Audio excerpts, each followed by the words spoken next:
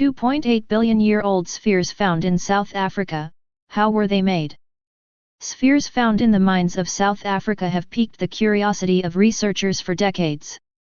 According to Michael Cremo and other researchers of prehistoric culture, these spheres add to a body of evidence suggesting intelligent life existed on Earth long before a conventional view of history places it here.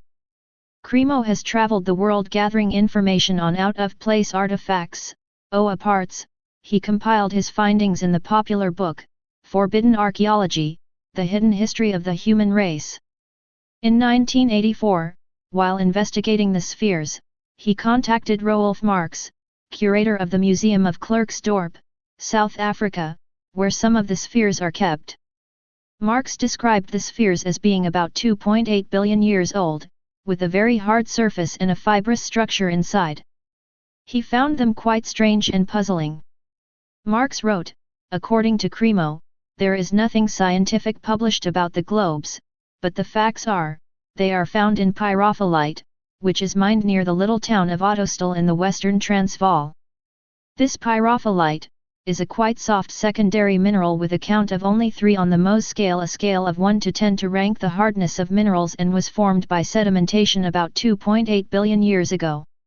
On the other hand, the globes, which have a fibrous structure on the inside with a shell around it, are very hard and cannot be scratched, even by steel. The Mohs scale of hardness is named after Friedrich Mohs, who chose 10 minerals as references points for comparative hardness, with talc the softest and diamond the hardest.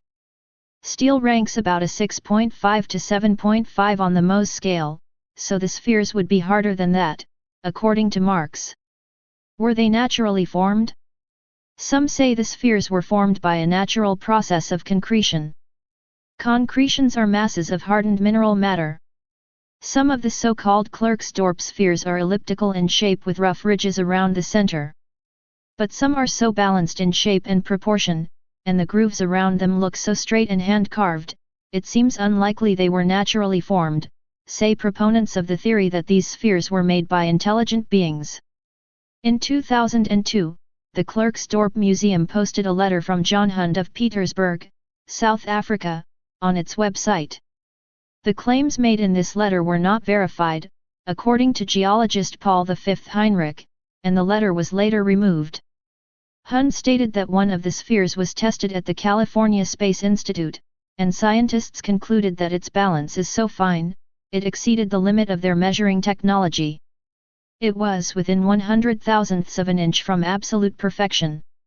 Heinrich did not find the South African spheres he studied perfectly balanced and shaped. Moqui marbles of Utah. In Utah, similar spheres were found. They are about 2 million years old, and they are known as Moqui marbles or Moqui balls. Legend holds that the departed ancestors of the Hopi Native Americans would play games with the marbles and leave them as messages to their relatives that they are happy and well. Moqui marbles have a sandy interior and a hard, round exterior made of iron oxide. Heinrich's tests on one of the Klerksdorp spheres showed it to be made of hematite, a mineral form of iron oxide. He found another Klerksdorp sphere consisted of the mineral wollastonite along with hematite and geothite, a hydrated iron oxide.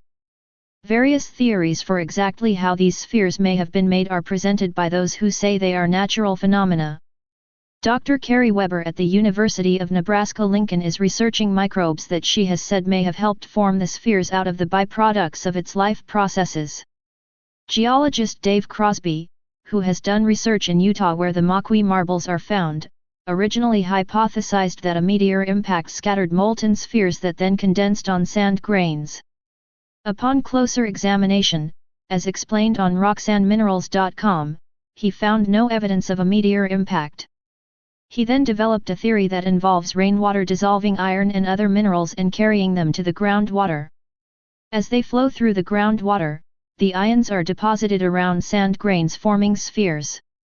Cremo, and others who hold that OA parts are evidence of advanced prehistoric civilizations, say mainstream scientists need to be more bold and more willing to acknowledge evidence that could contradict dominant views.